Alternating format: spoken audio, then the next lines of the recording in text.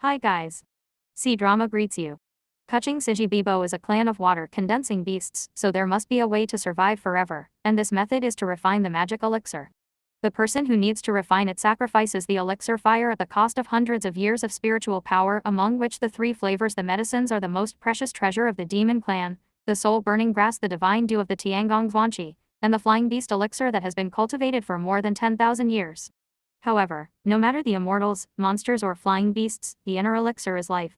If you want to obtain the last medicine, it is tantamount to exchanging life for life, which is against the way of heaven and earth. Kuching made up his mind to refine the magic elixir. Regardless of the obstruction of Bibo and others, he first went to Emperor Lanfeng to borrow the Zhuanqi divine dew and then sought Hong Yi's help to find the demonic soul-burning grass.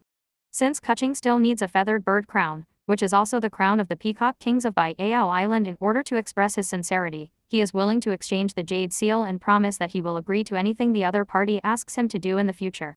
Huashu has already made clear her feelings for Emperor Lanfeng, so she will naturally let go of the past and want to be a better version of herself in the days to come, so she is happy to have formed this good relationship. On the other hand, Hong Yi hurriedly returned to the Fox clan to steal the soul-burning grass, but was caught by Hong Ruo. Hong Ruo said that the Fox clan could no longer tolerate a rebellious son like him who betrayed his people and parents. Since he insisted on being friends with the fairy world, he had to sever ties with the monster clan and ordered him to return the bracelet to him. From then on, the two aunts and nephews, when human kindness is cut off, there will be no more ties. Under the instigation of Hong Ruo, Hong Yi used his inner elixir spiritual power to crack the bracelet and take away his father's nirvana wheel. But King Lin secretly cast a spell where Hong Yi couldn't see him and infected him with half of the demonic energy.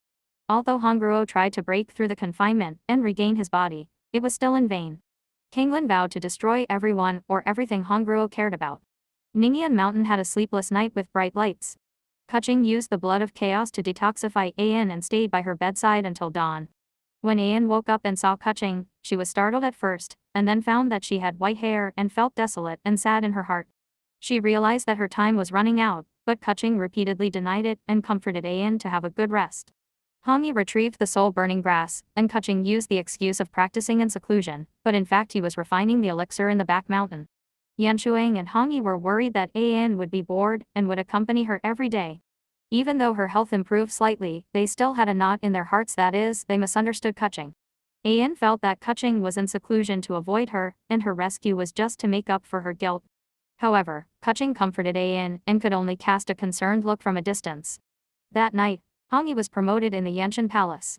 Seeing this, Kuching set up a barrier around him to prevent others from alerting him. On the other side, Huashu tried on the wedding dress for tomorrow's wedding, and Emperor Lanfeng personally combed her hair, recalling the scene when they first met. Love and attachment took root in the hearts of both parties, and they embraced each other and kissed each other deeply.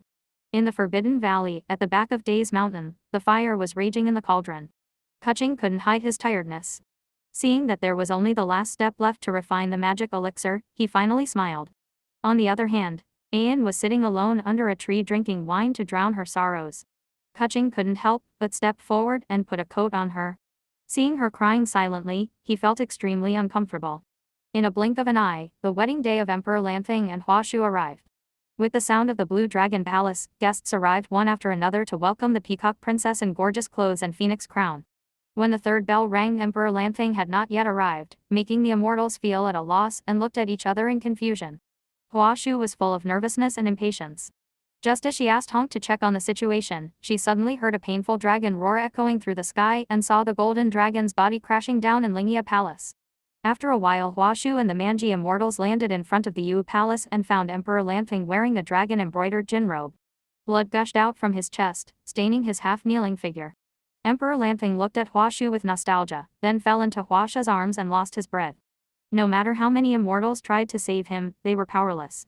Because the inner elixir was shattered and half of the immortal essence could not be found, the soul-burning lamp was of no use at all. In grief, Huashu accompanied the Xian family to look at the world-viewing mirror and saw that Emperor Lanfeng was killed by Zhuyi himself, which made her instantly think of the Fox clan. Mention in the comments if you are waiting for the next episode.